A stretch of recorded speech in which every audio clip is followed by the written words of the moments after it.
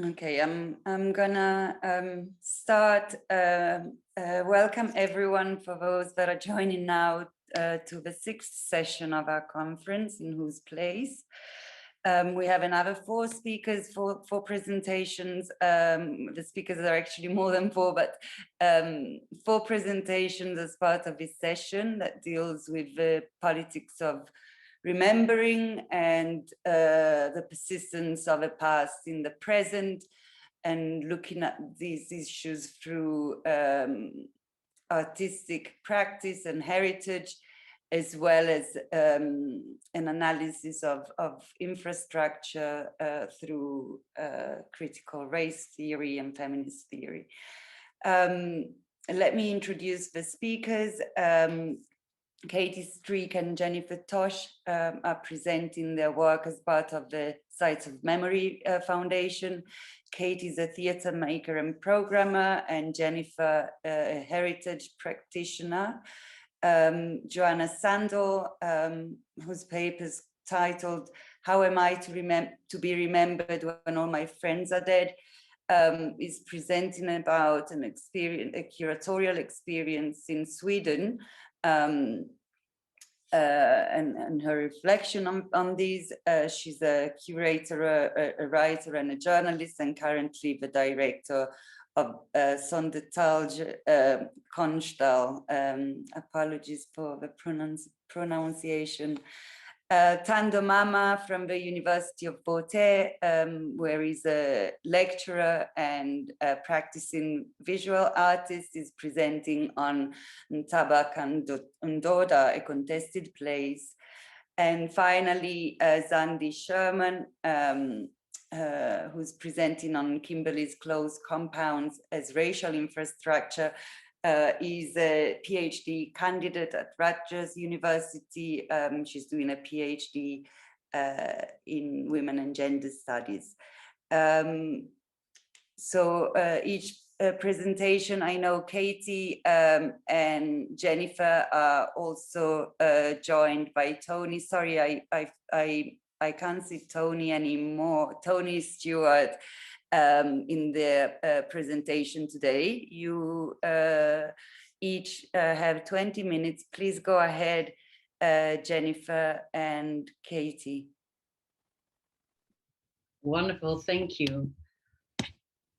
We'll start with the introduction with our trailer.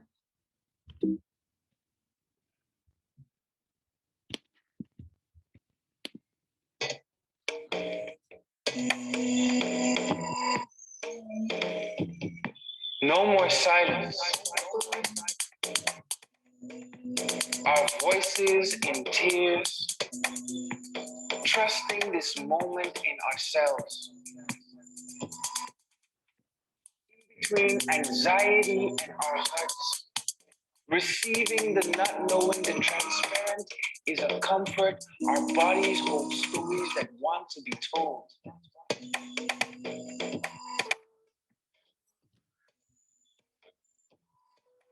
We are exactly where need be, connecting the elements of change.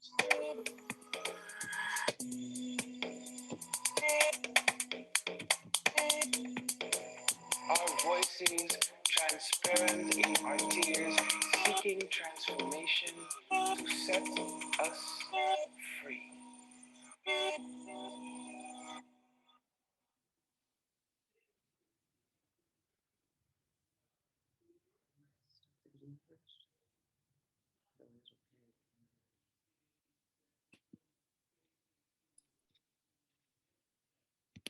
The old fall to us through stone and bones, whispers in dreams, pictures in meditations.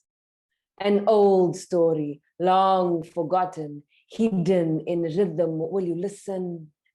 Past your forgetting, will you listen? Past your doubt, will you listen? A long, low wailing hits your sternum. Now you cannot walk by without stopping to listen. Past your fear, past your forgetting, will you listen? In the streets you walk deep below. There where cement becomes soil again, a whisper, a rhythm, a story calling, will you listen? Past your fear, will you listen? A voice without a body folds itself into the tape doctor, funneling across Hurikwacho, howling until you hear it. Will you listen?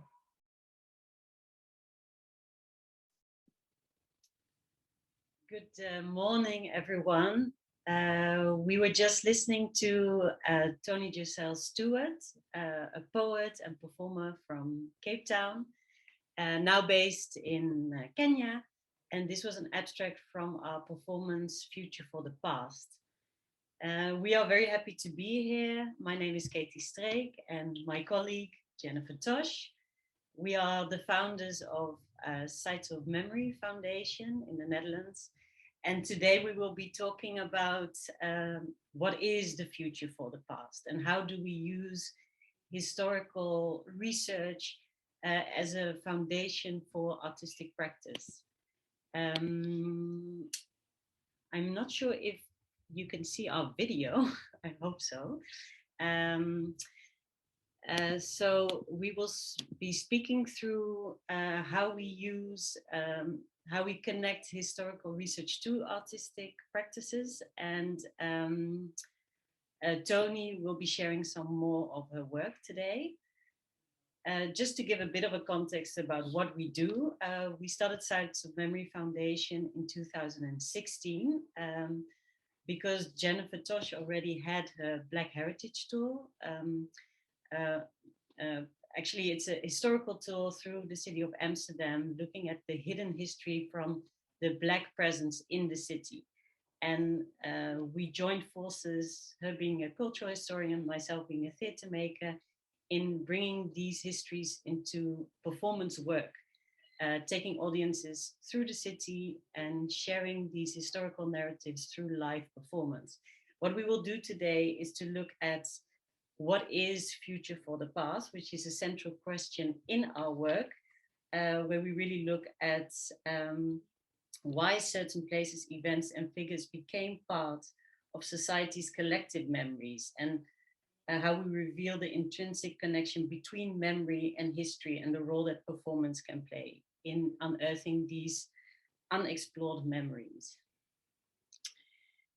Thank you all for having us. I'm Jennifer Tosh, as Katie has already said. Just also a little bit of context, because when I started the Black Heritage Tour in Amsterdam, I was born in the US, but my family all comes from Suriname, my ancestors. And my research really began about 10 years ago as a student in the University of California, and then continued here in the University at Utrecht in Amsterdam. And it was very important to me that I ground the tours, which was really, I saw as an intervention into disrupting the dominant narrative that was, Katie will also address that a little bit later. And so the framework of the theoretical framework for the tours also evolved over time, that we used as a framework for the Sites of Memory, which Katie and I co-founded together. We share an office space, and just through sort of a natural conversations, we were exploring how we could integrate my work and research with her theater work in Amsterdam and the Netherlands. So the first foundation of the theories that we were evolved from actually several approaches. The first, the name of our foundation, Sites of Memory, really was based on, derived from Pierre Nora's research that he conducted in the early mid-80s. He developed the notion of the lieux de mémoire, realms or places of memory, in which each site and place or object or event literally was representing society's national identity as a whole. And then it evolved from there after kind of really looking at how the Sites of Memory impacted this idea of nationalism or national identity, and exploring a more of a comparative transnational and transcultural framework that was then later deployed. And in that sense, Astrid Earle, a professor of English literature's notion of the transcultural or transnational memory to take into account both the shift beyond the simplified boundaries of the nation state, so moving beyond just Nora's notion of memory. Within the previous conceptions, of course, Nora was very influential in development of the memory studies, and based as a means of dealing with increasingly global circulation of memory across cultures and nation. And again, going back to my early work, I was very much interested in how memory played a role in the formation of national identity and the collective. And so it was very much, I think it naturally moved into looking at it more from a transnational, transcultural perspective. And then other theories by, for example, Jeffrey Olick, who takes it even a step further to describe memory as a fluid negotiation between the desires of the present and the legacies of the past. So again, coming back to that central question, what is the future for the past?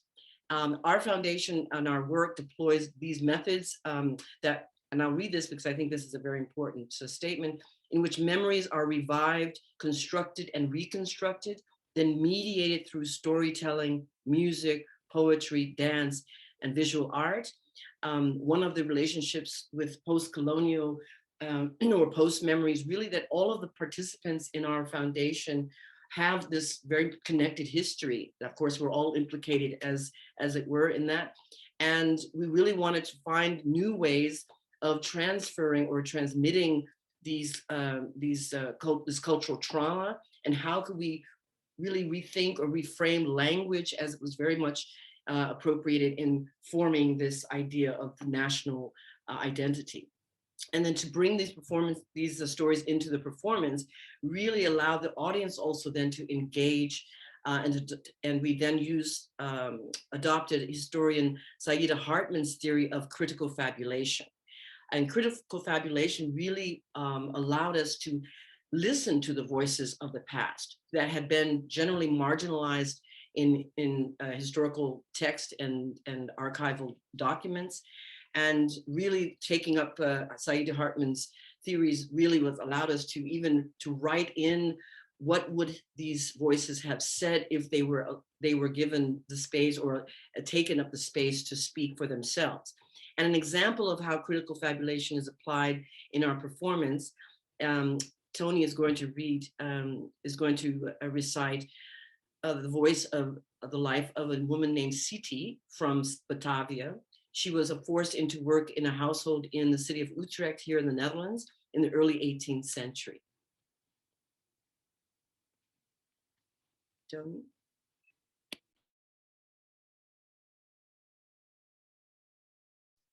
Thank you.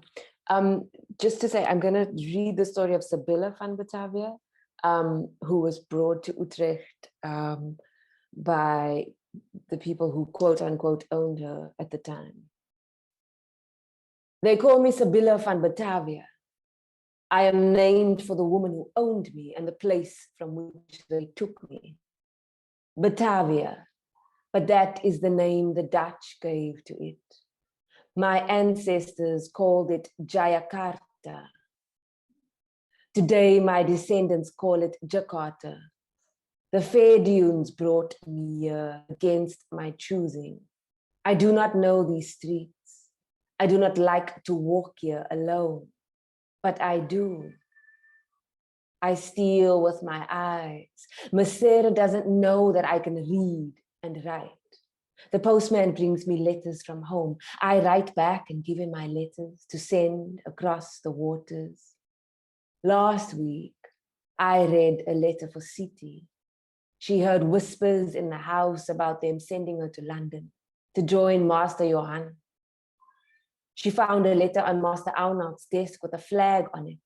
She thought it could be from London, so I read it for her. In London, there are many chestnut brownies with whom she could enter into legal marriage, even if it were only with Sir Claude Fake's page. Chestnut brownies, as if we are the same as their tobacco, their demerara sugar, just products to be bought and sold, marry us off like they're their children, but we are not. We do not inherit their wealth or their deeds. If we're lucky, they bequeath us a salary after they die. Siti has a longing.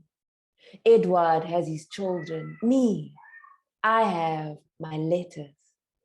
My sister is in a place called Den Kaap, halfway between here and home. She writes to me and I write too. She has to hide her letters, write at night in the dark in case the master finds her. In Den Kaap, the VOC can enslave us without hiding it. It's only here on the king's soil that they have to pretend we are free. Thank you, Tony. And this is, as Jennifer was already pointing out, an example of how critical fabulation is used to unearth some of these hidden stories. And this is also showing how our creative process is, how we work within our creative process. Each year we develop a new piece of a new production. Last year we were developing a work in Amsterdam. This year we're bringing the production to Utrecht. And we are coming to Cape Town in November. And what our production Future for the Past does is really look at the connected histories between South Africa and the Netherlands, and also how these stories are visible within the architecture and the sites, both in the Netherlands as well as in South Africa. We work with a creative team of multidisciplinary artists, such as Tony, who's a poet, but we also work with musicians, with visual artists, with dancers, and really using the creative process to bring some of these stories to the present and see how each person within our creative team reflects on these histories. The creative process starts by identifying the historical sites in each city in which we work. We also use the historical research that has been done by Jennifer and her colleagues in the books. The Shameless plug. Yeah.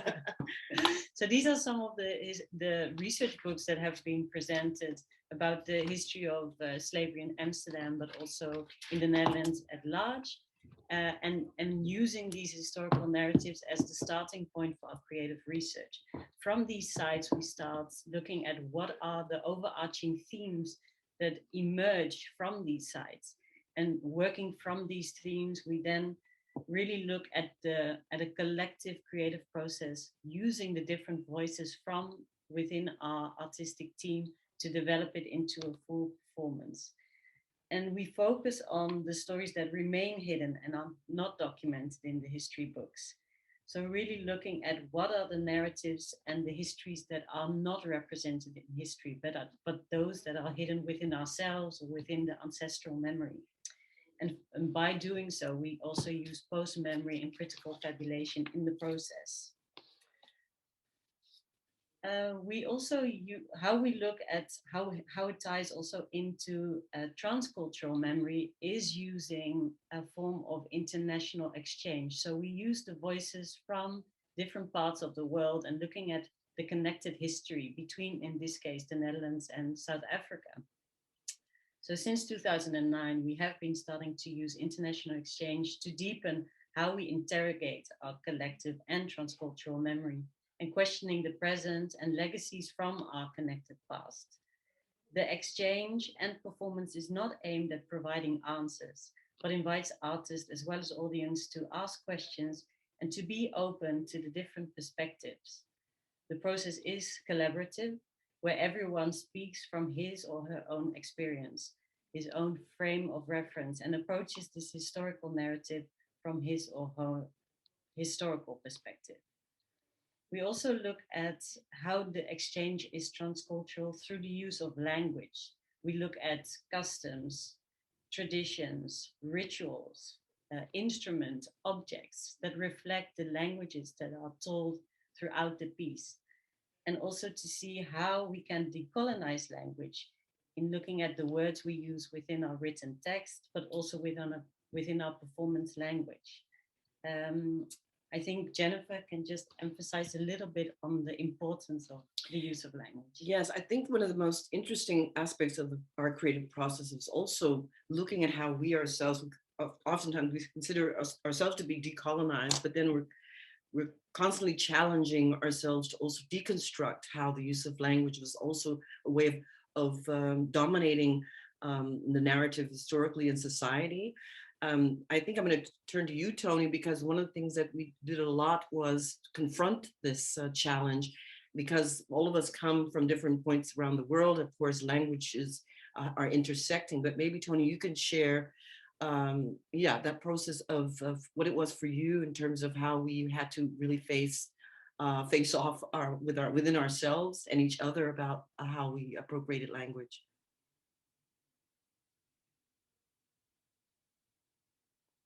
Do you want to share your thoughts? Sure. I think there's the very simple,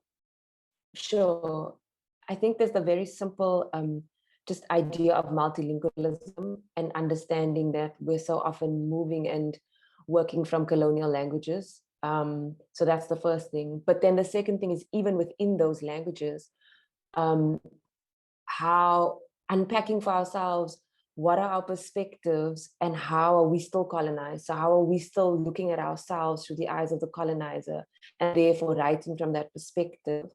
And that requires a level of real honesty, but also like compassion. And that's not a word that is often brought into these spaces, like deep compassion for self, to be able to unpack that and see how those things still exist within ourselves. And I think what we noticed when we were writing the script is that when we were writing the history and trying to write it from, for example, the perspective of people who were enslaved in Cape Town, writing them as human and finding ways of writing them as mothers and fathers and sons rather than as enslaved people. And so that was just one example of having to rethink words and what words we were using. Because the truth is that even on sites that are websites and museums that are trying to honor this history, the languaging still entrenches those things. So if you go to websites in South Africa that talk about this, they still talk about the slaves. They don't even say enslaved people. And so those things seem really small, but they go a long way to how we view people and how we view these stories and what weight we give to them. Thank you, Tony. And that's very, very important. Just to conclude our session, just one more minute, just to bring it into closure. I think it's important that what we're really talking about is shifting the gaze, decentralizing the dominant white narrative and centralizing the more hidden narratives of the people, non-whites or people of color, that are a very important part of obviously historical records, but are not amplified usually. So that's really the emphasis in our work. And hopefully you've gotten a sense of how that operates. And we really appreciate you inviting us to be a part of the conference. Thank you very much. Thank you. Thanks very much, Katie, Jennifer, and Tony. Joanna, if you are ready, it's over to you. Thank you. And I'll share my screen.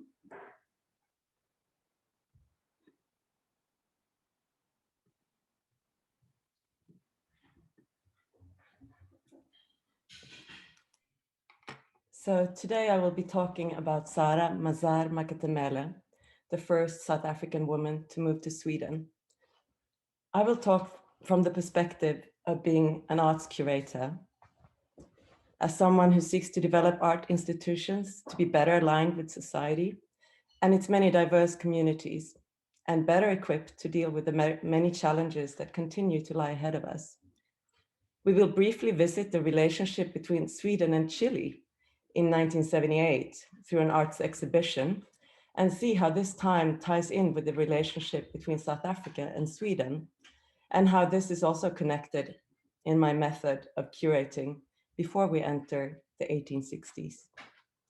I hope to demonstrate how curating contemporary art benefits from for dealing with histories that move beyond the specific local site, and also how collaborations between museums and civil society holds a strong potential, not for answers, but for creating a place for questions and understanding complex dilemmas in society. So we will touch base with the place where I currently work, Södertälje, a part of larger Stockholm with one of Sweden's oldest histories of migration, a municipality that has accepted more Iraqi refugees than the US and Canada combined. It also has one of the first municipal Swedish art spaces, and there's about 50 art spaces of this kind in Sweden today. In the year 1968, Södertälje Konsthall was inaugurated. And Södertälje Konsthall was part of internationalizing the Swedish art scene, but the focus was not so much of what was happening in New York, Paris, or London. The focus was the former Eastern European region, North Africa, and Latin America. It follows a trajectory of Swedish solidarity movements in culture and especially in the arts. And here in Södertälje, I continue to work with the methods of revisiting history, but through multiple lenses and practices with a firm rootedness in artistic and curatorial practice. So when I started as director for Södertälje Konsthall, I began with its archives. We started by looking at an exhibition that expressed the act of solidarity for the Chilean people under the Pinochet regime, as in the way it was carried out by artists in the year 1978 through creating an arts collection.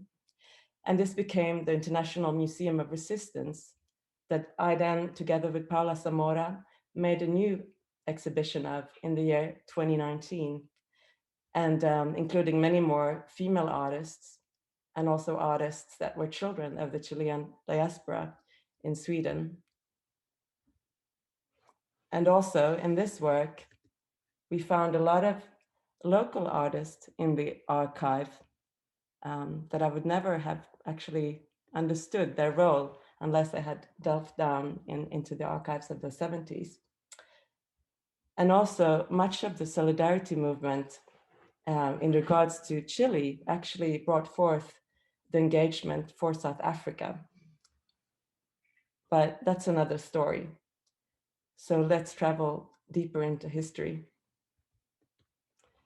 The main story I will tell is situated here in the quite conservative city of Kalmar in the rural Swedish south.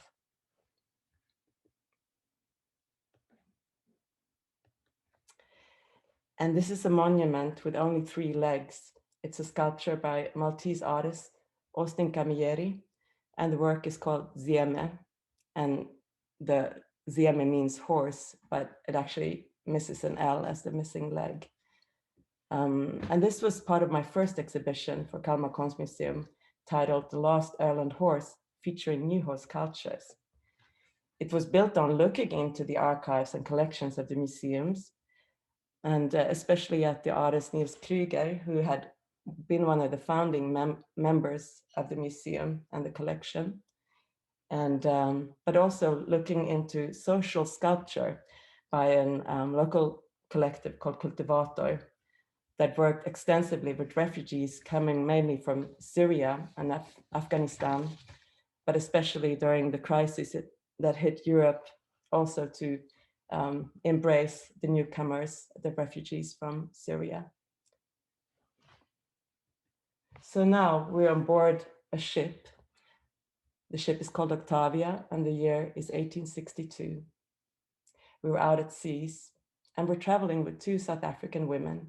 One of them is Sara Mazar Makatemele. Her life path and mine will cross paths on the east coast of Sweden, in the city of Kalmar.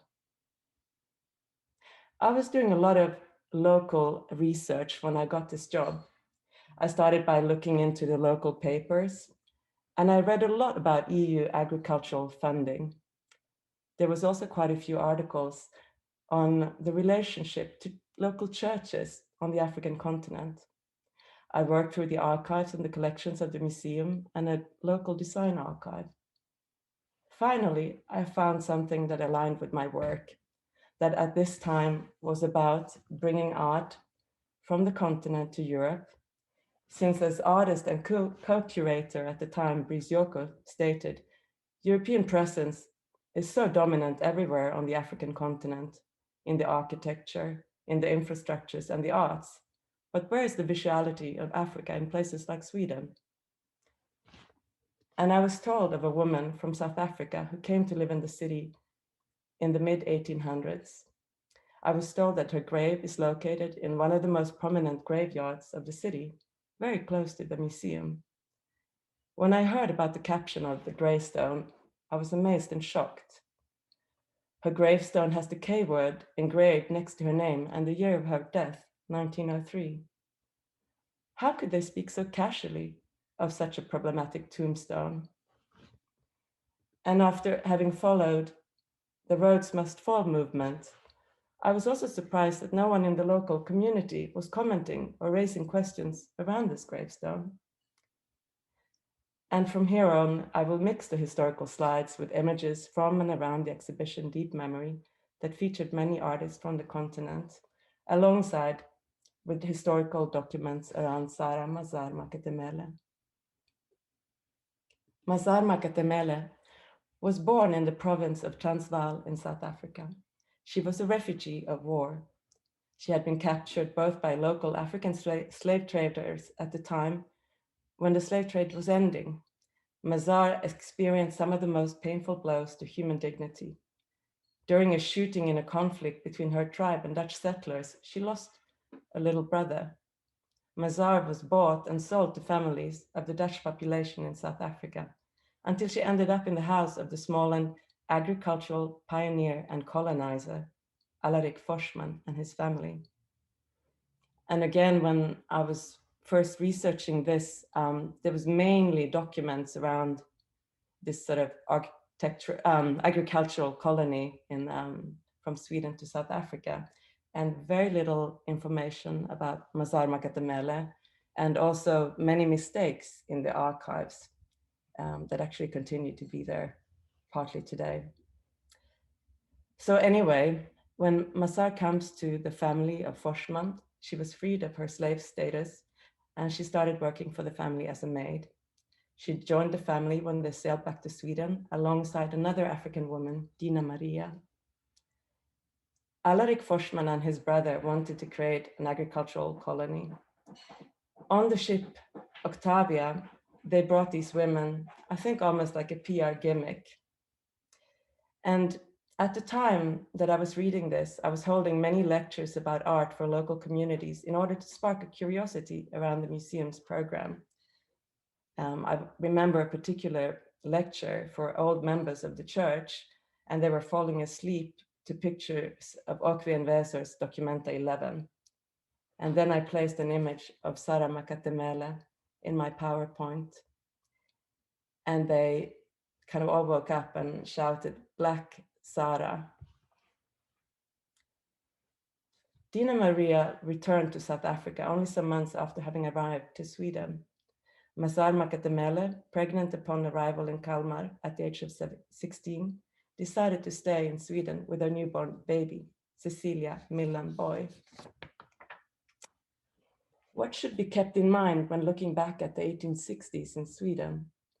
A woman of the 1860s in Sweden was not allowed to vote, but not every man had the right to vote either, as vote was tied to aspects of wealth and income. The church and state were closely interlocked, and the definition Swedish church actually stems from the year 1860, when it became important to separate the Swedish church from other Christian churches that began to get their acknowledgement from the Swedish state at this time. And prior to the year 1860, anyone participating in a congregation that was not the state church would be punished and asked to leave Sweden for good. Indeed, Sara Mazar Makatemele was lifted into the higher Christian circles in Kalmar as she became the maid of Cecilia Fryxell, a pioneer of women's education. One of Cecilia Fryxell's friends, the celebrated and widely popular hymn writer Lina Sandell, has written a song about Sara Makatemele's baptism. The hymn was first published in 1882 and last published in 1981 by the Laestadian Lutheran Revival Movement, the biggest pietistic revivalist movement of the Nordic countries, mainly popular in the northern region. And this was published in the children's section of the book. And the song, with its strong racist sentiment, concludes that little black Sara becomes white and pink as she dies and rises to heaven, saved in the blood of the Lamb. Looking back into the life of Sara Mazar Makatemele, the relationship with Cecilia Fryxell is what is most well documented, as it is Cecilia who interviews Sara for a Christian newspaper in the 1860s, And this document is left for us to try to understand some of Sara Mazar Makatemele's circumstances. The interview with Sara Mazar Makatemele is interesting. It documents her facial expressions, her emotional responses to the interviewer. The interview circles around spirituality. In Sara's and Cecilia's lifetime, not being part of the Christian faith in Sweden meant that you would not be part of Swedish society. And in the interview, we come to understand how Sara Mazar Makatemele is asked to leave her past and her beliefs behind. But how she really felt about it, we do not know. Cecilia Fryxell had a dream to join the mission. However, her health was not strong, so she would never travel to Africa. Instead, Mazar Makatemele came as must have been seen as a gift from above, as Sara would be brought not only into the Christian circles around Cecilia Fryxell, but into Cecilia's home and the closest circles as her maid. The needs of these two women at the time become intertwined, just as their histories that we're now trying to understand and make sense of from a position of more than 150 years into the future. But what remains as tangible physical memories of Cecilia and Sara is their gravestones. The gravestones of the two women could not be more different. Cecilia Fryxell's gravestone is a large monument in the fanciest part of the graveyard in Kalmar. And Sara Makatemele is buried in the same affluent quarters, but her grave is ornamented by the black small stone hidden by wreaths of ivy, and the text, as we already know. At the time of Sara's death, Sara's daughter Millenboy and Cecilia Fryxell had already passed away. Who decided on the caption of the gravestone, we do not know.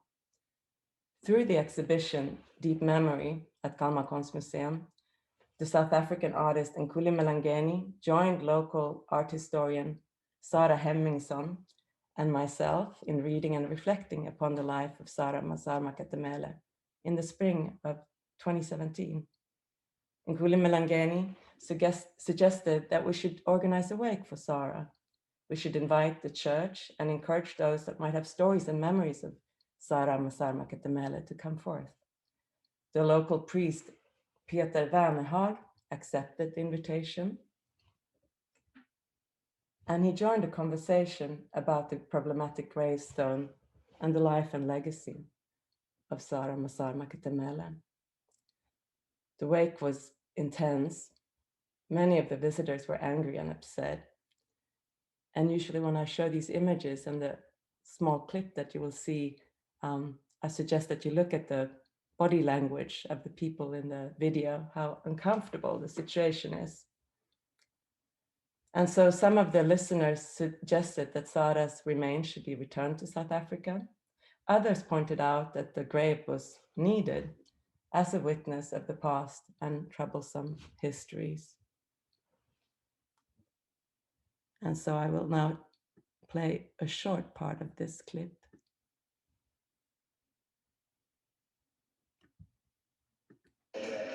And also from hearing here as well, it also raises a question of whose tradition and memory do you want to retain? Although we say that the word is wrong, we all agree on it, but to change it sort of say, oh no, you want to mess with our history and our heritage, you can't do that. You know? So it's like, who are we honoring here, if we honoring anyone? And how far do we go to rectify our wrongs or mistakes, or how if we learn it from our past, what do we do with what we learned? So that's why I question you when you say you wouldn't change that tombstone. It makes me ask the question then, what have we learned about the history of Sarah? How far are we willing to go to rectify our wrongs from our fathers and our ancestors' wrongs in the future? And I think also for me, it's also a part about if we're going to go around saying that we loved her, she was celebrated in Kalmar, she was, Black Sarah, everybody knows her, when everybody goes to the grave, you know. But we fail to acknowledge the person that she thought she was. She had converted, and she was a complete, like, as far as she was concerned, she had been accepted in the church, but then you see that part of the story. It's like, really? And then I say that when such things occurs, we used to add instead of change. To add and explain. Yeah, I mean, it doesn't make it right, does it? I mean, oppression That's is wrong. it. Oppression If you is say that in a sign that's posted by the tomb, by the grave. Okay, let me ask you in a different context. Apartheid is wrong. So Yeah. do we add to apartheid and still keep apartheid? Or do we? So the date is the 7th of April. Thanks, Joanna. If you can wrap up, please. Thanks. So just, so this is the date, is the 7th of April. And on this date, a driver drove into people in central Stockholm at the time that we held this, this session. And violence has never felt as sort of present, and how it moves through history and time. And since then, so a year later, I was joined by Rafaela Stalbach Klose, journalist, who made a documentary. And I got to hear from her that she had managed to talk to the local museum and the heritage association that worked with the graves, and they would put up a sign. And I called up and asked if we could come when they were unveiling the sign. And we engaged Mpho Didi to play at this time of the unveiling of the sign. The museum was not invited, but then we were accepted as visitors. And I will end by showing the clip from when we unveiled the sign. But just before I do that, I will also show that since then, we have translated the interview I've translated into English, and then Mavato Tobayane, curator in Stockholm, has translated into Sepedi, the mother tongue of Sara Mazar Makatemele. And I'd be happy to share these documents with you. And as I close now, I will just play and then let the music fade of Mpho Didi of the time of the unveiling of the sign.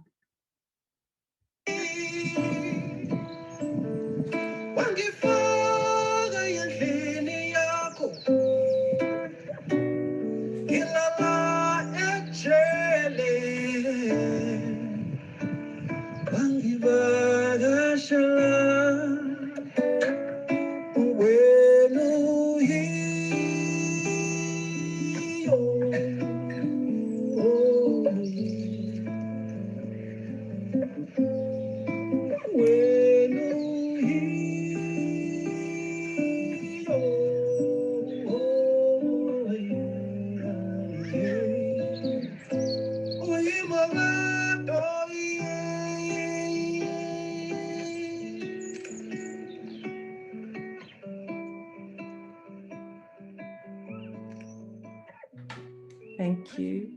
Thank you very much, Joanna. Kando, if you're ready, it's over to you.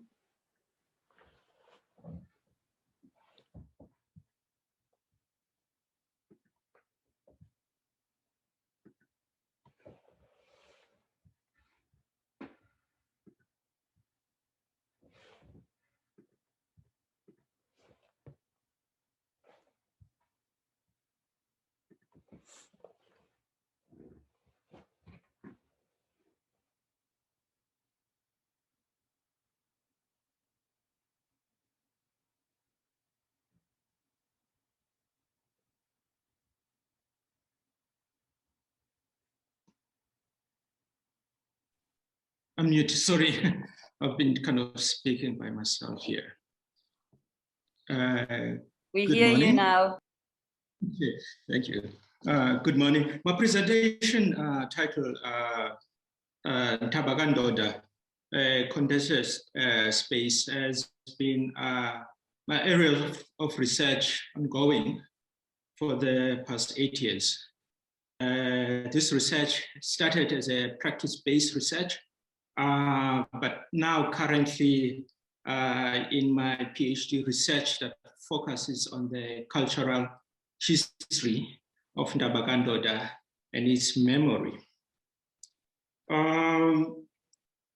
In my consideration for this presentation, I looked at the definition of place and its memory, a meaningful location where place, as outlined by ACNUR, encompasses the here and there of the location, the material setting for social relations of the local and the emotional attachment to place. Where the local, the where and what, in this case is Ntabakandoda, in the Eastern Cape, South Africa, and is widely referred to the name itself, Ntabakandoda, both as the mountain and the monument by the people who reside in and around the place, and by those who have come to know it. Then I look at placelessness of place memory. How do I then contextualize post-colonial history as a form of reclaiming placeness at Ntabakandoda? Then kind of lastly, look at the monument and its visual narratives, you know, its contemporary representation of a place and its monument structure.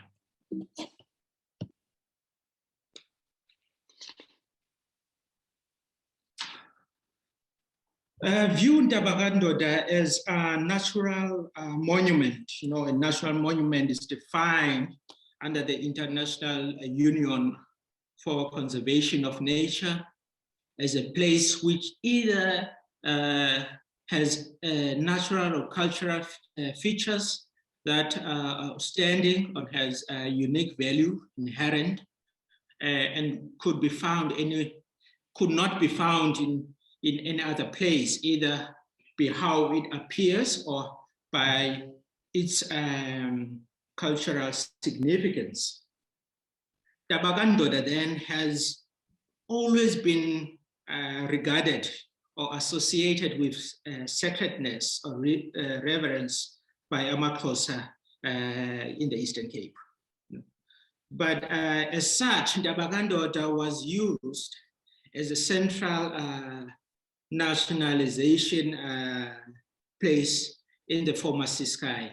You know, the former Ciskei is a kind of apartheid pseudo-independent state within South Africa in the late 1970s to the late 1980s, which actually came to its end with the demise of apartheid regime in the early 1990s. Where is this place? Ntabakandoda is in the Eastern Cape of South Africa, an area called Durbanville in Kiskamahook. It was a centralizing, as I said before, a centralizing place in the nationalism practice of a Ciskei government under Dr. Leonard Sebe, who commissioned the national monument of the Republic of Ciskei to be built at Ntabakandoda Mountain. Taking cue from the literature writings of Samuel Edward Kone Nkai, who was a national Xhosa poet and historian, Sebe inscribed a new layer of meaning to Ntabakandoda by concretizing this Mkayi metaphoric narrative of Xhosa history. With the quote there by Mkayi, taken from one of his poems, bless this Ntabakandoda, pray for this Ntabakandoda. I say to you, nations of Xhosa, to you foreign natives, foreign nationals. So Dabagando, the mountain, has long been considered, as I said, as a place of sanctuary, reverence, and later became a national symbol of the former Ciskei. Its narrative very much sits within the discourse and contested histories of colonial and apartheid legacies. Having layers of social, political, and cultural histories have drawn interest from artists and other cultural practitioners. Exploration notions of place, particularly the historical sacredness of Ndabagandoda. The monument at Ndabagandoda mountain is modeled after on Mount Masada National Shrine in Israel. So Sebe got this idea after visiting Israel in late 1977 and came back with that idea of selecting Ndabagandoda as the place to inscribe this new commemorative nationalization kind of process. So the monument is located northwest side of Ndabagandoda mountain and is visible over a distance of more than 30 kilometers. In the late 1970s, and with the height of apartheid separate development, then Sebe built this monument at Ndabagandoda. It was designed by the Zagwicks associate and built by LTA company and completed and unveiled in August of 1981. After its unveiling, the monument, rather than the mountain, became this site of sanctuary or a temple in whose shadow this new Ciskei nation arose. But it did not last, unfortunately, as last as 1990 came with the demise of apartheid and the beginning of the destruction and vandalism of the monument. How do we then contextualize post-colonial history as a form of reclaiming placeness?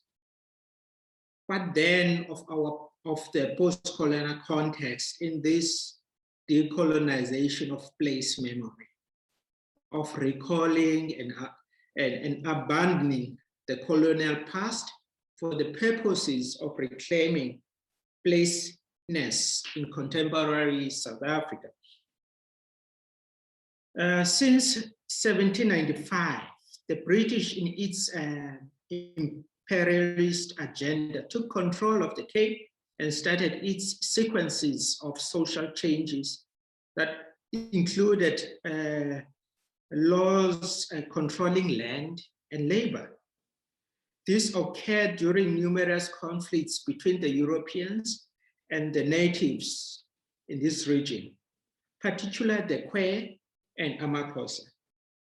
By the 1820s, and inordinate losses by the natives, the British settlers had monopoly on access to land, labor, and control of government of the Cape.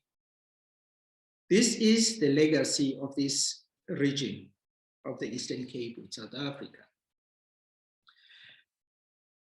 David Byrne collaborated this and further states that, I quote, "The Zurfet heartland and the surrounding regions in the Eastern Cape, of which Ngqika, who was the king of Amahahab at that time, heavily inscribed with symbolism, meaning, that means the landscape itself, with visible signs of an older Ngqika present, which existed, which exist currently, and you could know by looking for them. You know, this visual material of the place include grave sites, caves, excavations, hut rooms, specific trees, and rivers associated with ceremonies and rituals in the rituals and what you know as isivivan, like stone cones. Inkosi Maqoma of Amakhakha again, the famous Maqoma, who actually died on Robben Island, having imprisoned there. His bones were reburied and reinterred from Robben Island in 1978 to Dabagandoda Mountain, thus adding another layer of contestation to this place. In my research at Dabagandoda, I draw the attention back to this memorial, not to highlight its apartheid and pseudo-Xhosa nationalist conception, but to its very act of erasure of multiple histories and the disregard of local communities'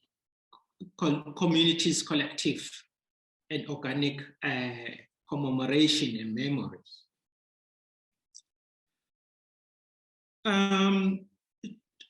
Two photographers that came to document the space earlier on was first David Goldblatt, the image on the right, and Cedric Nine with a series of images of Dabagandoda in the left image. So both of these photographers seek to find a position in South African history where memory or the forgotten narratives of post-apartheid South Africa is acknowledged, either by documenting the immediate destruction of the monument structure or bringing the histories of this place to the public through documentary photography. In a variety of ways, this reading applies to other visual artists and cultural producers who have worked at the site, including Ndinga Dabagandoda's Heritage Day celebrations, Buntu Fihla, Sikhumbulo, Zo Makandula, and myself. As cultural producers who contest with place memory, social and political history, and collective memorization as an archive, Dabagandoda is a meaningful place, open to the question, whose history do we witness? Through numerous visits starting in 2012, making photographic journals, photographing and reflecting on my time spent on the monument, I developed a sense of place which grew with my own connection to the memorial material, a process which continues for a long time after one have left the monument. In a way, I have been struggling with this concept of remembrance and recollection in photography as memory archives, that is photography as memory object performed, inserted, placed in and against an archive, a place and a dead monument. In our approach in working at this memorial place and its materiality, I have considered photography as an exploratory tool in my own visual work in Dabagandoda. In my photographic work, both on the monument and at the mountain, there's kind of hints and the physical evidence of past commemorations. My first exploration at this place resulted in first a video piece titled "Of Nationhood" on the left-hand side, shown a couple of times in South Africa and abroad, and returning exploration with the video on the right-hand side titled "Ubizo, the Calling" in 2017. While other artists such as Nunn and Goldberg representation of Ndabagandoda do not have a human presence or subject, but in a way draws us a sense of badness and abandonment. More visual narrative through visual production, while an exploration of place memory and memorization insert shadows and bodies in the landscape or monument as a form of reenactment memory, where the monument itself is a place rather than an object. The mountain, a meaningful place rather than a natural topographical landscape.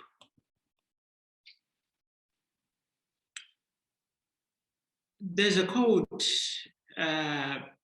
from Pepe. It says, a wise person says, if you are proud of your country, that means Ciskei, you should show your presence in Ndabagandoda. This was said to be said by someone who between the years 1981 and 1989, every Easter weekend, there used to be official commemorations, events, festivities at Ndabagandoda, and everyone was expected to be there. If not, there were consequences, particularly if people were in the civil service, nurses, doctors, police, clerks, and so forth, and even chiefs as well. So this was a space whereby other people were forced to be there. So Ndabagandoda represent a place of anxiety and trauma, especially those who saw Sebe as an apartheid puppet. Associating events and ceremonies there at this memorial with forced participation extortions as well. So this trauma is being relived by the presence of the monument, or by merely retelling the stories of their own kind of experiences, which functions as triggers. Even the physical appearance of the monument or representation of the monument triggers this trauma.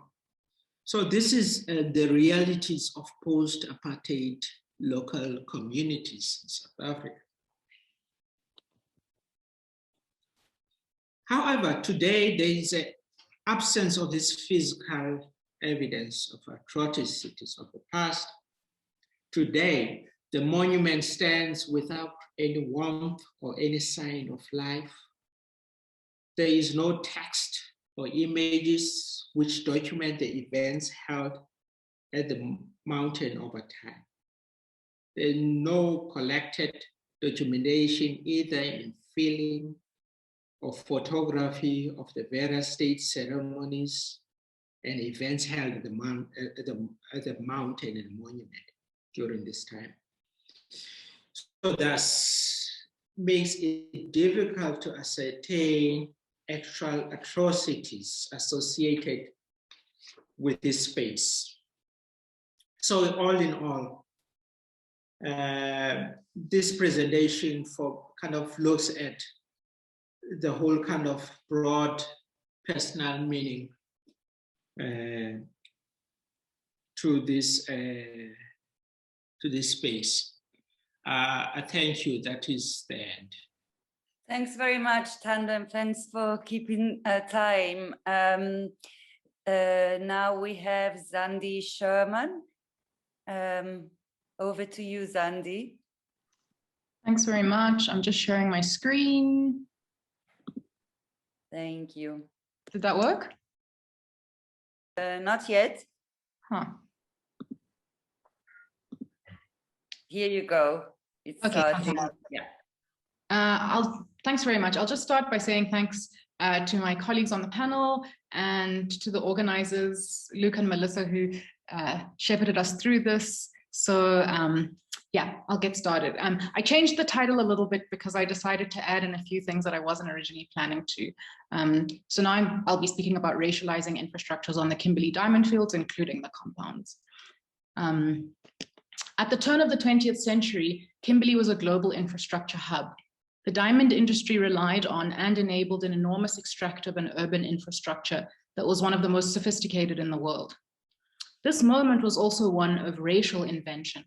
Kimberley was a uniquely global space, with settlers arriving from across Europe, North America, and other settler colonies. This population had no shared racial common sense, as well as laborers migrating from across Southern Africa. This population had no shared racial common sense. This is not to say that there were no notions of race, but rather that the boundaries around racial categorizations and the meaning of race itself were contested and very much in flux. In this presentation, I consider the role that infrastructural development played in the formation of a shared and relatively more stable racial regime. I'm making the argument that these two developments, infrastructural and racial, were not coincidental, but fundamentally related. In fact, using the example of two material infrastructures on the Kimberley diamond mines, I hope to make the case that race is both produced infrastructurally and can be generatively theorized as an infrastructure itself. In my first example, I look at the now infamous compounds and argue that these should be understood not as infrastructures that managed already racialized populations, but as infrastructures productive of race. In the second example, I look at the management of sorting, the final step in the extraction of diamonds, and argue that sorting technologies reproduce the logic upon which they are developed. That is, the need to remove the risk that Black bodies are seen to pose. These two cases are sutured by the diamond itself, a uniquely risky commodity because of its material characteristics, a very compact form of value, easy to transport, and therefore easy to steal. In the case of the diamond, the body makes an ideal container. Anyone can relatively easily conceal a diamond on their person. And both the infrastructural developments I'm going to present today are designed to tackle this problematic proximity of the racialized body and the commodified gem. My first infrastructure, the compounds. Concern around the ease with which diamonds could be concealed by laborers was most fervently articulated in relation to the swallowing of diamonds. Accounts of laborers swallowing diamonds were common in industry, government, and popular publications in the late 19th and early 20th centuries. And this extraordinary ability and willingness to conceal diamonds was often put forward as a unique racial characteristic. The native worker's body was imagined as excessively capacious and needing a level of surveillance not appropriate or necessary for the knowable, seamless white body. If the need to search every inch of the native body and its excretions is justified using a racial discourse, the problem of actually sorting is a very practical one. A daily searching practice, no matter how thorough, is unable to detect a diamond that's been swallowed. In the mid-1880s, the newly amalgamated and European financed diamond mining corporations of Kimberley started constructing closed compounds as a solution to this and other problems. The compounds were self-contained institutions where migrant workers from across Southern Africa were confined for the duration of their contracts, 3 months at a minimum, but sometimes for many years in a row. The compounds were essentially an infrastructural fix to the problems of diamond theft, labor supply, and discipline. Problems which an extensive legal infrastructure, including pass and liquor laws, had not solved. In order to understand how the mines eventually shifted from prioritizing legal mechanisms of surveillance and control to infrastructural ones, we must turn to the role of the engineer. The diamond rush in Kimberley is taking place at precisely the moment that engineering is emerging as a formalized profession, which includes not only technical expertise, but also administrative and managerial duties. In the mid-19th century, engineering programs were established at various American and European universities. And from the very start, race was central to this development, with many of the engineers training at these universities going on to work at extractive sites across the colonized world. In their training manuals, engineering journals, and memoirs, one finds numerous references to their experiences encountering and managing the various natives of the world. The diamond and later gold mines of South Africa were a prestigious posting for these engineers. And in the case of Kimberley, one notes the imbrication of technical and racial expertise from the very earliest arrival of engineers on the fields. I want to offer an example that highlights the ways that this imbrication worked to shape the emerging meanings of race. In 1879, Cornish mining engineer Thomas Quito was commissioned by the Cape of Good Hope government to report on the major diamond mines of Cricoland West. Quito's reports are seldom referenced, with the exception of one repeatedly quoted paragraph in which he suggests the adoption of a system similar to that used with enslaved laborers on the Brazilian diamond fields. The system was essentially closed compounding. However, in referencing Quito's suggestion outside of the context of his report as a whole, one loses much of its significance. Compounding is just one suggestion among many in the report of an engineer assessing the technical management of space and infrastructures. Quito's reports paint a picture of a poorly planned and poorly managed industry in need of a total overhaul. One of the main issues facing diggers is debris, piles and piles of kimberlite, or what was informally termed blue ground. To quote Quito, "At present, the debris is tipped out in long, narrow heaps that wind snake-like in and out amongst the dwelling houses and washing floors, and in many instances afford ample shelter for any thief who wishes to try an experiment at his neighbor's expense. Natives and native huts are mixed with Europeans, and hundreds of heaps of debris conceal the most abominable filth at almost every turn. If fevers are not prevalent in a place of this kind, it says a great deal in favor of the climate." The problem of debris in Quito's mind is not just one of unworkable claims, but a social problem. For Quito, the problem of accumulating blue ground is also the problem of the unchecked and hypermobile native laborer, figured here as both potential thief and vector of disease. This is not just an issue of technical efficiency, but also population management. In fact, in Quito's eyes, these matters are inseparable. At the turn of the century, Kimberley is increasingly under the reign of the technical expert. Compounding both reflects and enables a system in which the management of native labor is understood as not just akin to, but the same as the management of various other technical aspects of diamond mining. This relationship is like a feedback loop. The objectification of the native body draws it into the scope of the engineer, and the engineer's gaze reinforces the objectification of the native body. The logic that produces the compound and is produced through the management of the compound redefines what it means to be native. To be native here is to be an object under technical administration. Where the compound is an infrastructure designed to manage bodies, in my second example, I'm going to look at how the laborers' bodies were themselves a part of the mine's extractive infrastructures. So we're shifting from the management of bodies by infrastructures to the management of bodies as infrastructure. The second infrastructure I'm going to look at is sorting machines, or the broader kind of sorting infrastructures. In 1999, Jwaneng Diamond Mine in Botswana built the first fully hands-free diamond recovery plant. The construction of the plant, that's the kind of big blue structure shown in the picture. The construction of the plant was the achievement of a more than century-long attempt by De Beers to remove human labor from the diamond sorting process. De Beers, who owns a 50% stake in the mine, the other half owned by the Botswana government, have poured incredible resources over the last 150 or so years into mechanizing the process by which diamonds are sorted from debris. This is not because human beings are inefficient sorting machines, far from it. The human hand-eye-brain trifecta is in fact incredibly well suited to the process of perceiving, distinguishing, and retrieving diamonds. The problem here is not one of efficiency, but risk. The diamond extraction process can be very crudely divided into a few basic steps. blasting, hauling, concentration, and sorting. Because diamonds are arranged according to nature's whims, a laborer can happen upon a diamond at just about any stage in the process. But the odds of finding a stone are at their highest during sorting, when one is carefully working through a concentrated mix with a high ratio of diamonds. From the very earliest days of diamond mining, the sorting table was the most closely guarded space on a miner's claim. In fact, the majority of claim holders would outsource the hard labor of digging and hauling to hired hands, and either do all the sorting themselves or enlist the help of their families. Reports on the fields note that when a miner was forced to outsource this job, he would only trust white labor.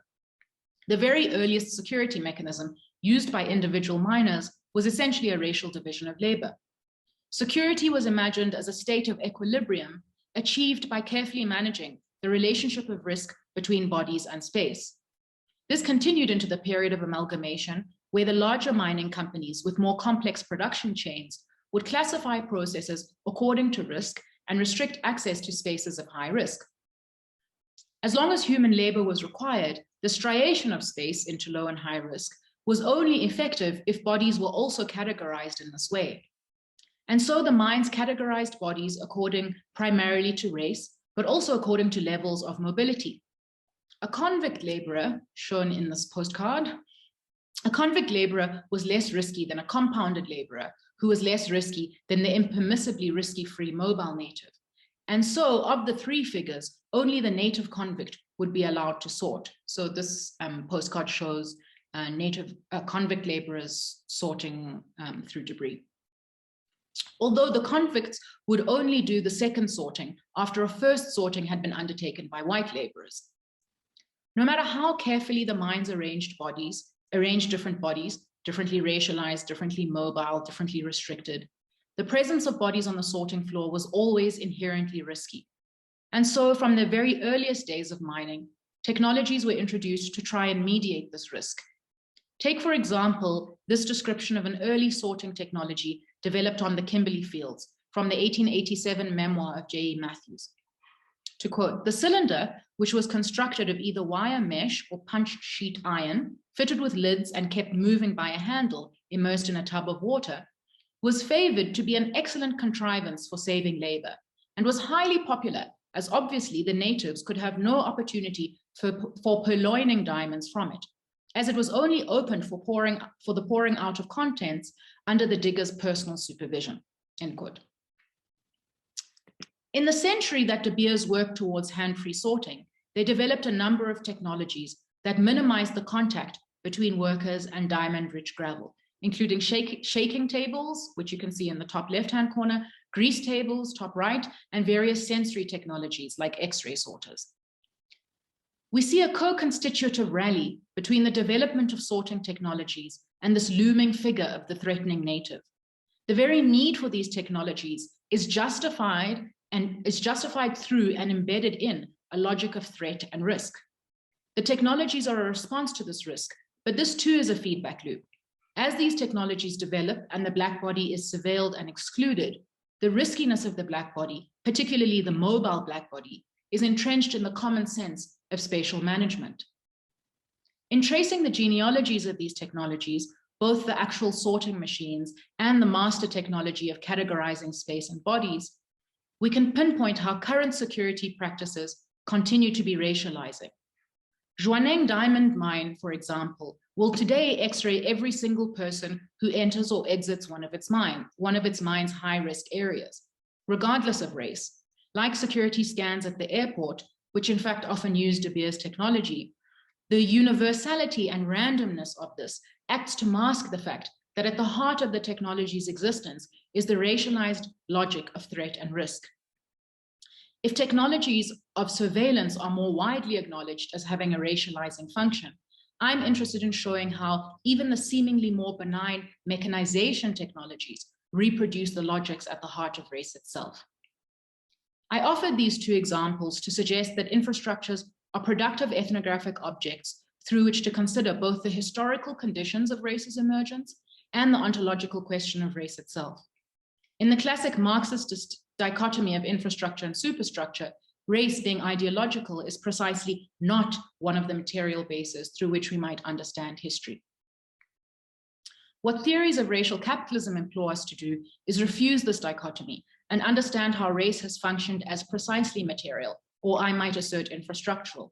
Rather than taking race as a separate object for exploration, I attempt to explore how race undergirds, emerges alongside, and is continually reanimated by these material infrastructures, such that even if it is not the same kind of object, it comes to do much the same work, materially enabling extraction and the biopolitical management of population.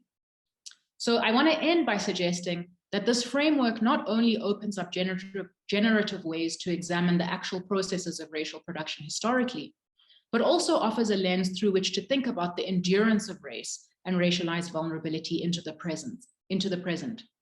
Take, for example, the City of Cape Town's announcement just over a month ago that they no longer intend to use water management devices, but that they will instead introduce a different infrastructural solution to what they perceive as the problem of non-payment. So WMDs would basically cut off after a certain limit was reached, whereas tricklers kind of decrease the pressure to the point that it's literally a trickle of water coming out of the tap.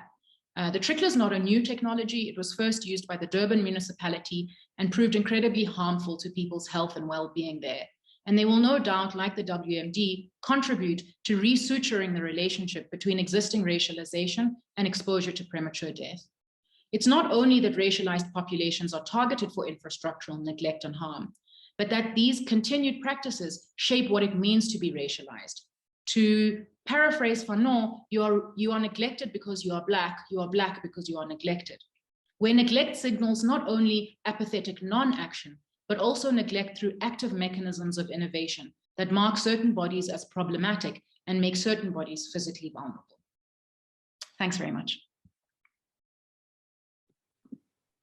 Thank you very much, Zandi, and thanks to all the panelists. We have about 35 minutes left for comments and discussion. Please raise your hands or put comments to the panel in the chat.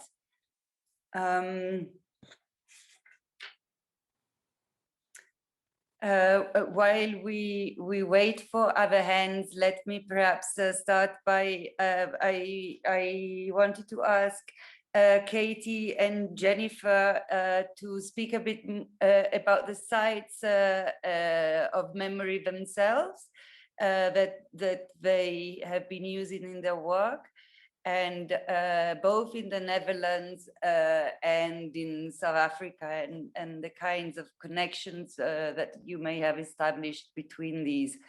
Let me take, before you answer, I see one hand, Yolani. Please go ahead and unmute yourself. Hi, how are you? Thank you to all the speakers. Let me just switch on my camera. Thank you to all the speakers that was really like educational for some of us who had no knowledge about some of the topics that were discussed. So I want to just ask Thando about, with regards to this issue of remembrance or memory or places. I'm from East London, so I've been to Indabakandoda.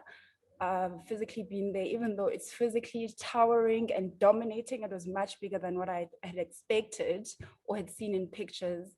I'm not sure I could personally relate to it.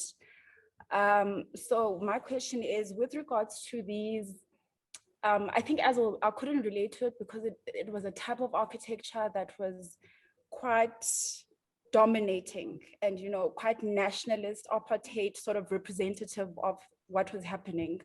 So I think, so my question is, with these monuments and structures or memorials, is it worth it for us to maybe reappropriate them? Is it worth it for us to remember them, even though the people have shown us that they are rejecting some of these structures? What would be a solution? Because they are part of a history, they are part of our culture. So what would be an appropriate sort of solution? Thank you. Yeah, thanks for that question. Sorry, Tando. Yes. Just wait a second. Let me see if there's any more hands or comments. Okay. Perhaps for all the speakers in the panel, the comments made by Yolani are relevant because all your presentations dealt with how with histories of colonialism, slavery, and trauma that are in different ways inscribed in various landscapes.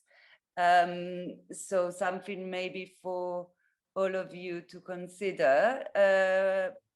But let me give it over to Tando and Jennifer, and then if Joanna and Sandy want to come in as well, I hope we'll get more questions in the meantime.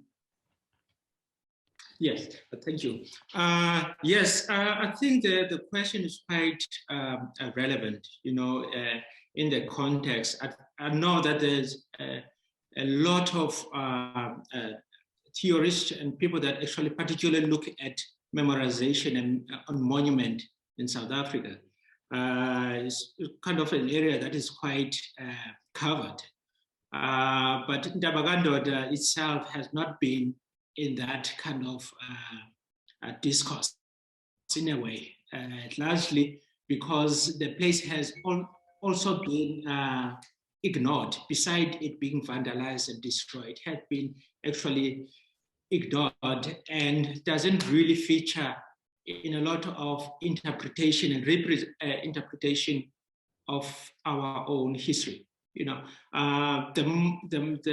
physical monument itself, in terms of the design, construction, whatever, is quite foreign to how we do our own commemoration or remembrance, because of various kind of reasons, of which I'm doing that kind of research in my PhD, in looking at a kind of this place as cultural history, but this place also is a symbol.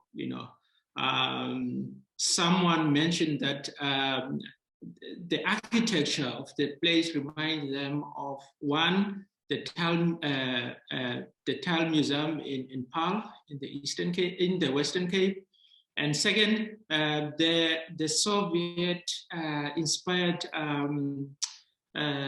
architecture in former Soviet countries like Bulgaria and so forth,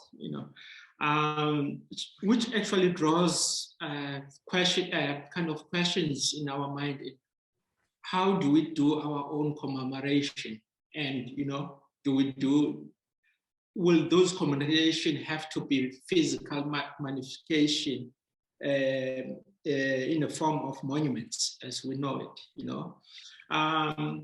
but at the same time, there are local politics as well.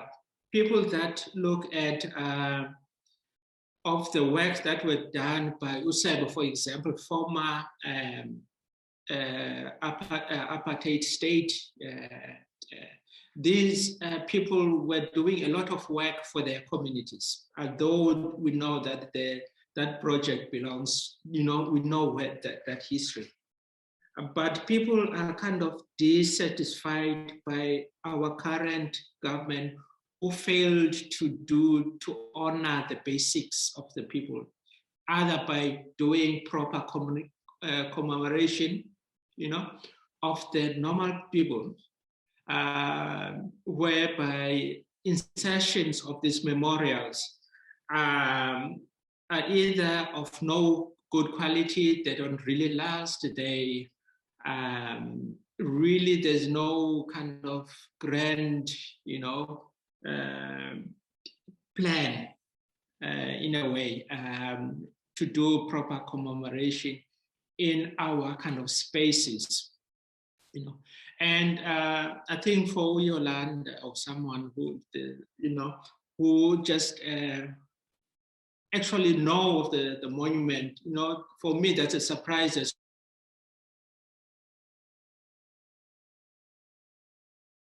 well, because you find that a lot of people, even from the place, haven't been there and so forth. So for me, those are the questions that are kind of asked myself continuously whilst actually engaging with this site. And also I've been also associated with the local community NGO that does a lot of not only heritage work, but also a lot of rights work, community development at Ndabagandoda. And for them, the space is contested as well, because there are various kind of interest within the space, to either use it for their political ambitions or for profit.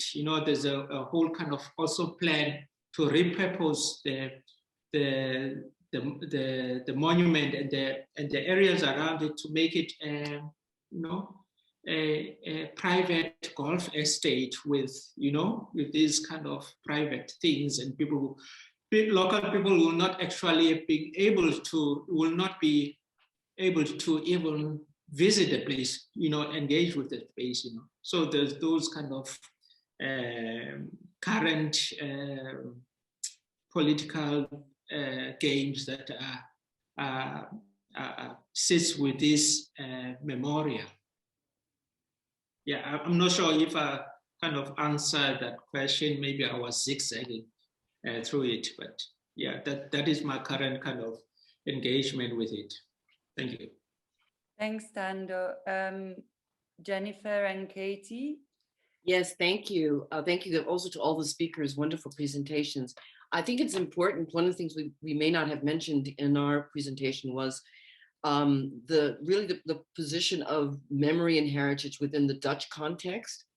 It is very much centralized around the nostalgia and the romanticism of this idea of the golden era, the rise of the Dutch Empire, and particularly in the 17th century. And what makes the Netherlands very, I think, interesting space for remembrance is that it's so well preserved in the built heritage. So in the monuments, canal houses, museums, archives, there are still very visible symbols of this colonial memory that is frozen and centralizing sort of the glorification of that era. And it particularly as it relates to the future for the past, our theme for this year as well, it really offers this counter narrative to move audiences beyond the nostalgia and romanticism that we perceive as the hyper-centralized discourse around this glorification. And so that's visible in the Netherlands, refers to its colonial past, again, as the golden era, the golden age. And in South Africa, it speaks of colonialism of the Cape in terms of the Dutch history, which is reduced to a refreshment station. So not framing it as a colony as it was actually, but as a transfer point, erasing this historical memory of slavery or the war on indigenous people and forced occupation of their land. So I think that's really important to emphasize that, and maybe Tony and Katie can speak more to the specific sites in Cape Town. Yeah, I think one of the examples, and I think Tony might be able to add to it, is that we, Ariana, you were asking about some specific sites also and how we've been using it. So what we try to do in developing the narrative for the performance is to see what sites in Cape Town also speak to disconnected history and stories, and the same for the Netherlands. So one good example is how we've been working with Hortus Botanicus, which is a botanical garden in Amsterdam, that also directly connects to a story from the company's garden in Cape Town, which used to be the VOC garden at the time, also to restock some of the ships, but also to be very much a centralized place within this colonial settlement there. And what happened in how those stories were in a way in dialogue with each other was through a text that Tony wrote, where a South African breadfruit tree, which is actually taken from South Africa and brought to the Netherlands by the VOC and placed in Hortus Botanicus, and is still actually glorified as the oldest tree that they have within their collection. And at the same time, looking at a Dutch pear tree, which is now still based in Cape Town, where there are metal stilts holding it up to also preserve these botanical, actually this connection to the colonial narrative through this botanical history. So I think those are two examples of how we use the company's garden and this botanical garden in the Netherlands, and seeing how the stories connect. Can I just add something? Yeah. Can I add to that? So I think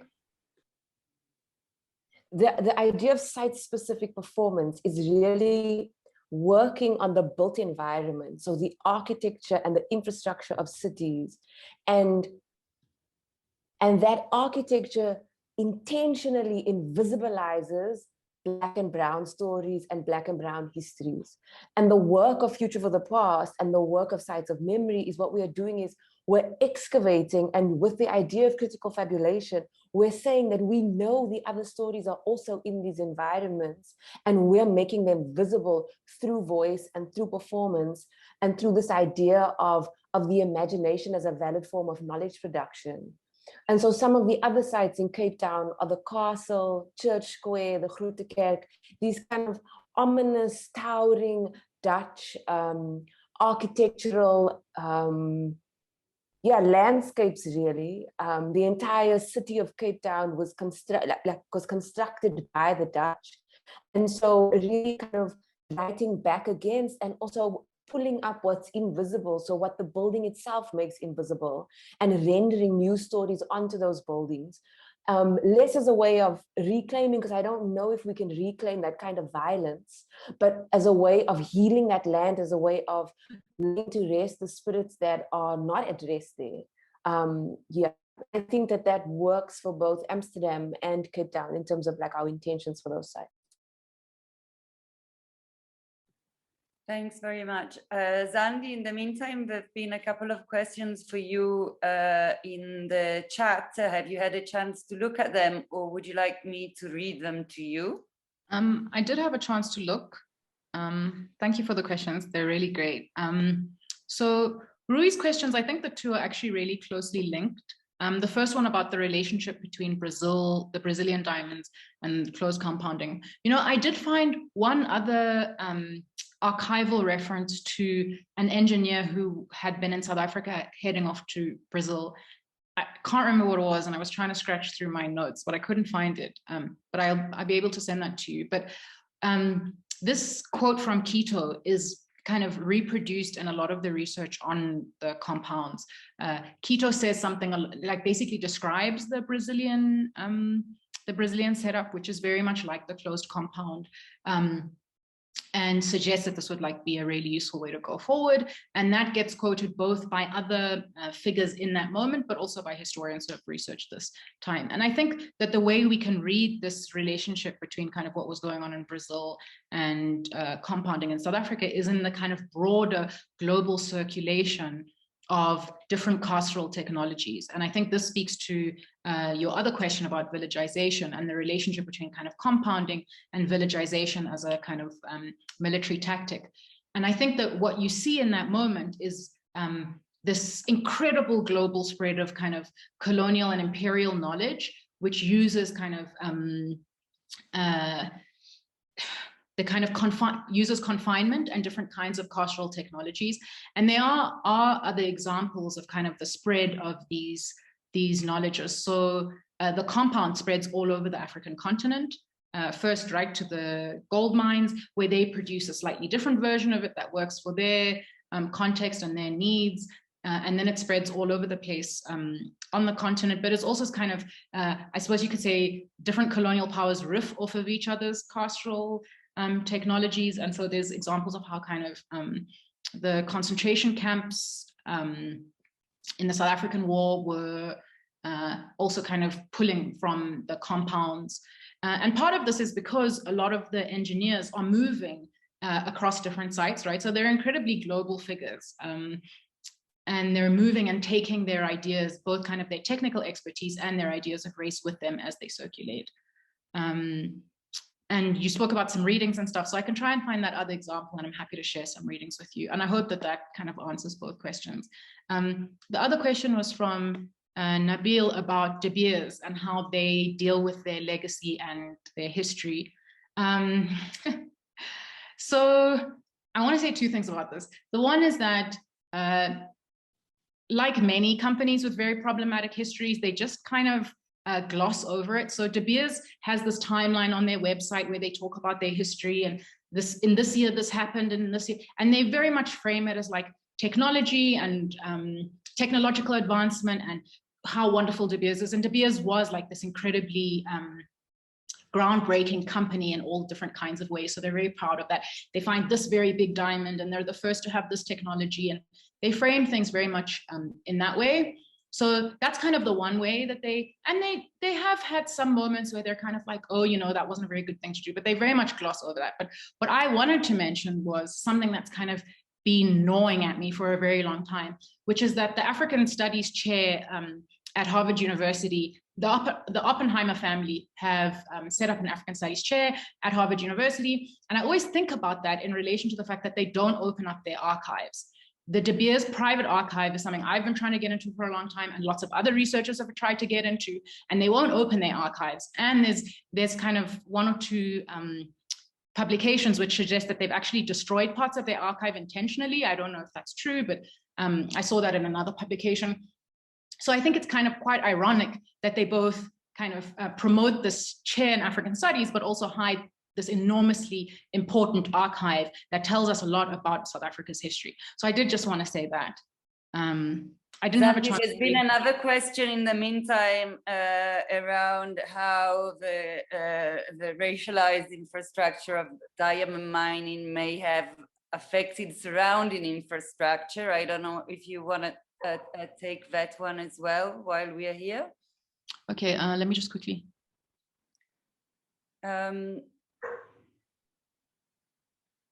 I see, okay. I'm not sure about that. I know that, for example, like because the compounds were so intensely secured, there wasn't necessarily a need to control that, but there was so for example, access to the railway, etc., which people did use to kind of travel, although many migrant laborers came on foot, which is kind of hard to fathom. But access to other kinds of infrastructures, I haven't read anything about kind of controlling that relationship, but that might be something interesting for me to look into. Yeah. Thanks very much. Perhaps, Joanna, let me ask you one question.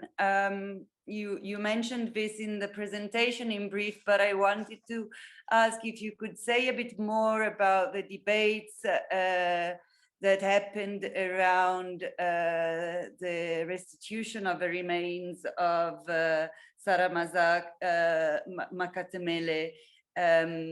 If you could tell us a bit more about those debates and what the contestations that emerged.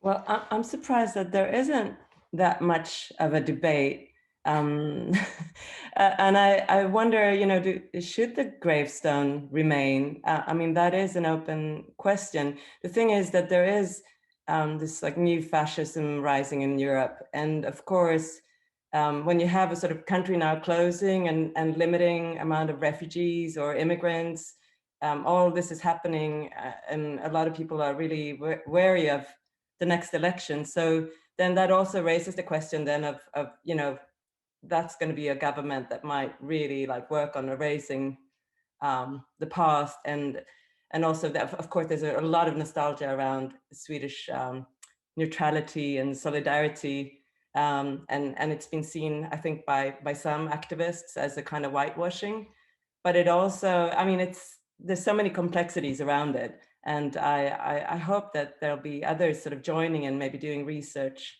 around this. And I think a lot of the solidarity movement from the past is born into like the new sort of identity politics, and it's not often recognized as such. There's a real like connection between that history. But I wanted to say that when we were doing the exhibition, we thought about actually changing the whole museum, the outside of the museum, by asking artist Buntu Fila, that was also mentioned by Tando in his presentation, and that he would actually paint the whole building with Brizioko. And the city just managed to have all kinds of reasons why we couldn't do that, although they were going to repaint the building.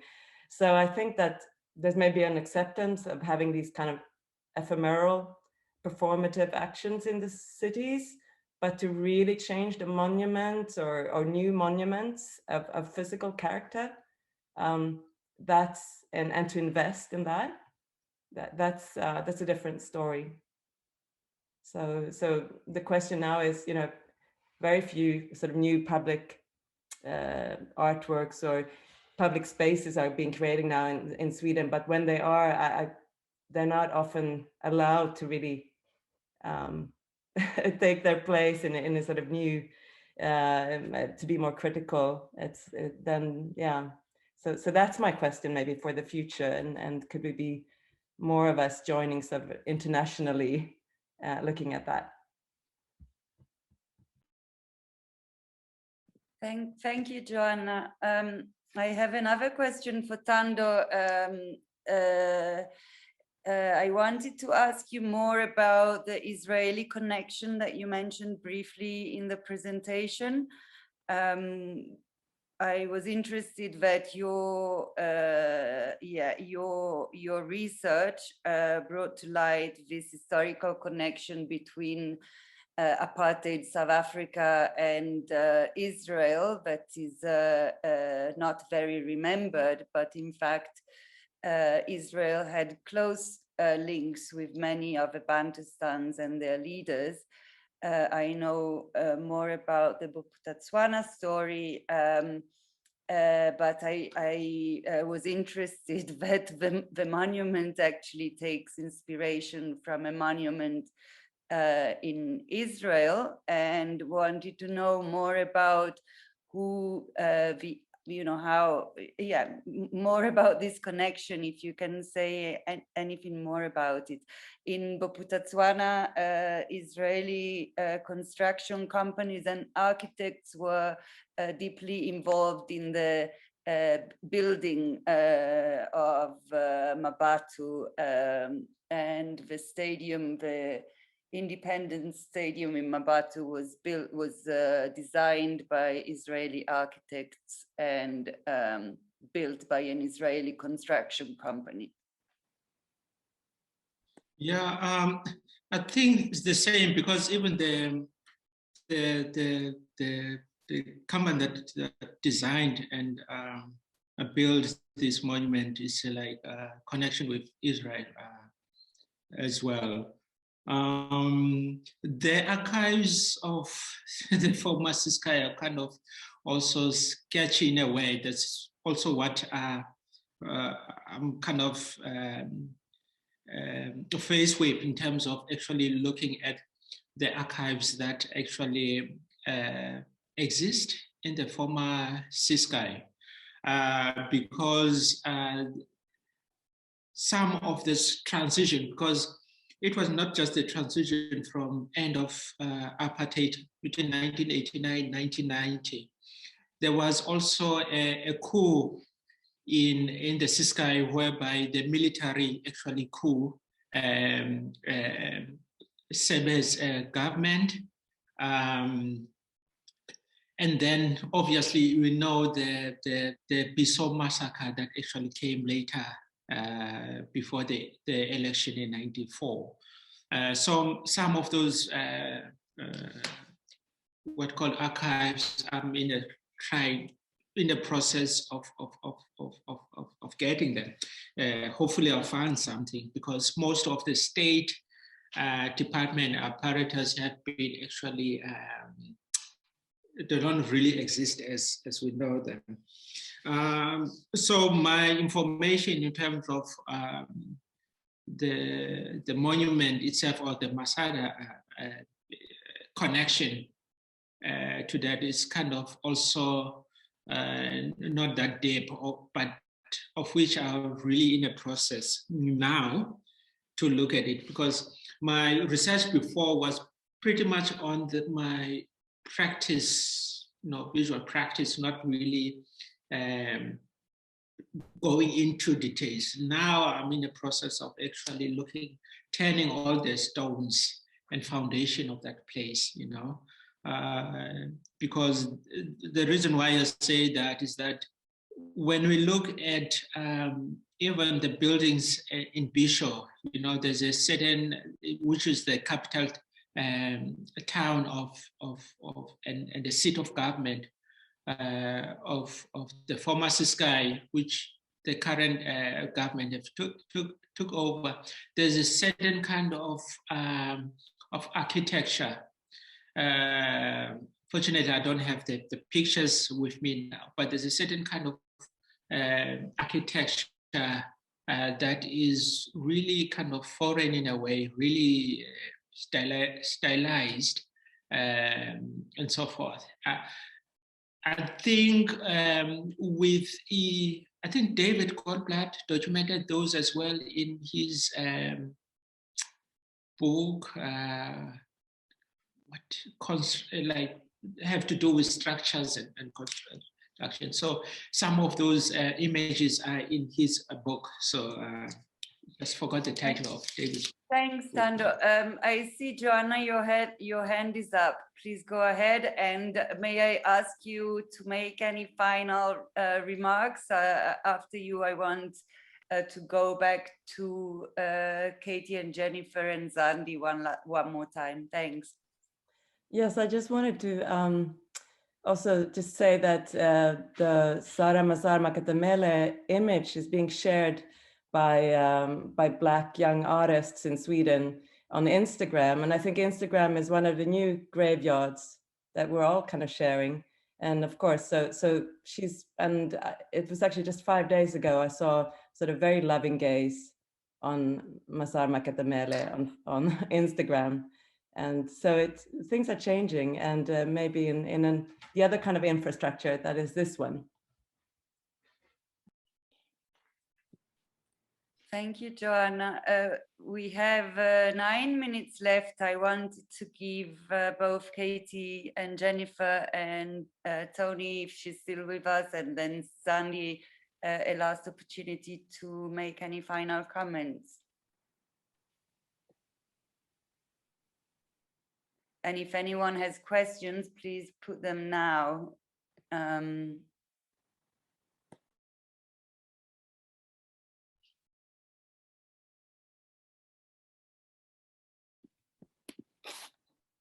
Hello. Yes, I think just to respond a little bit to what was said earlier, also in terms of how institutions are embracing these new narratives, or not new narratives, but I think what we are seeing within our processes when we work with different sites is that we are always trying to be in partnership with some of the locations in which we work.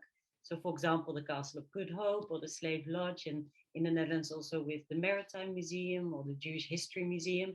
And with some of these institutions, we find that it really takes quite a bit of time to build relationships and for them to start allowing this shift of narrative. And indeed, what Jennifer is saying, this trust of how we engage with these maybe stories that have not really been told, and that we excavate through our processes, and for the institutions to come to terms with maybe a different side of the history that they haven't really been touching on, to be told, in this case, through the arts. So, and I think from all of us, or what I'm hearing, it takes quite a bit of time for institutional change to happen.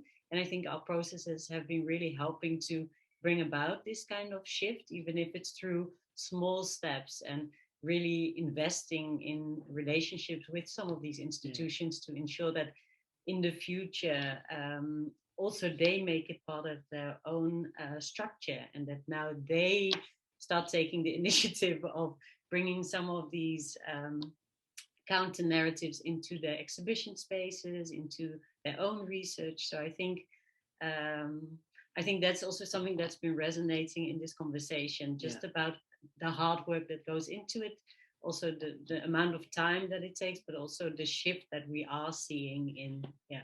I would add that some of the shift happens because of what's happening in the world. So, for example, with the Black Lives Matter movement being very global, and last year in particular with the death of killing of George Floyd, we see how this amplified the debates around the world at different spaces, and some of the institutions responded to that. So, for example, Hortus, the Botanical Garden, was at first very resistant and saying that they weren't ready or that they didn't feel that they fit this particular kind of narrative. And then Black Lives Matter movement happened. 60,000 people in the Netherlands, throughout the Netherlands, stood in solidarity, and then they had a change of heart.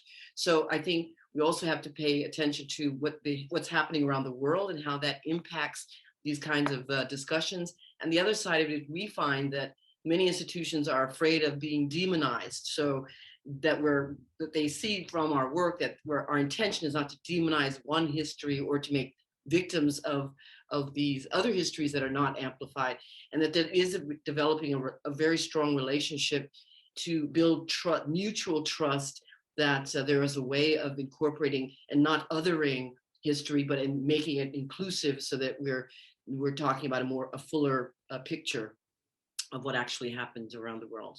So thank you for including us in this conversation. Very interesting. Tony, did you want to add anything else? No, I think that was good. I think we'll leave it there. Thanks. Thanks, Zandi. Sorry, would you like to make any final comments? Yeah, thank I don't you. think there were any more questions, but no, there weren't. But there was I had a chance, thanks to Giorgio for answering Robbie, and I had a chance to read Robbie's question more carefully. And indeed, Kimberley was one of the most kind of connected spaces, both then and for a long time after kind of the start of the diamond industry. The diamond industry enabled and was able to kind of pull in kind of government cooperation to be one of the most infrastructurally connected spaces. And I think because of the control over which populations used which infrastructures and how, they were less concerned about that kind of access. And the last thing I just wanted to say was about kind of, I've been thinking a little bit about the connection between the work that I do on infrastructures and race and this question of memory. And I think one of the things that kind of came that I was thinking about was the ways that infrastructures and technologies remember in some ways themselves, but also enable a social memory. And so you see the ways that kind of conceptions of race and racial technologies live on through the material technologies, not necessarily in the exact same way, but kind of different versions of them live on through material technologies and structures and infrastructures. And so I just wanted to say that. Thanks very much, everyone. I have to unmute myself. Thanks, everyone. I think we're gonna close it here. Tando, there's a couple more comments in the chat that I just want to direct you to, but perhaps for a later conversations. I think let's close the panel here. We are gonna reconvene again at 2 o'clock. Thanks very much to all the speakers for participating in this session. And look forward to seeing you all at 2 o'clock. Thank you.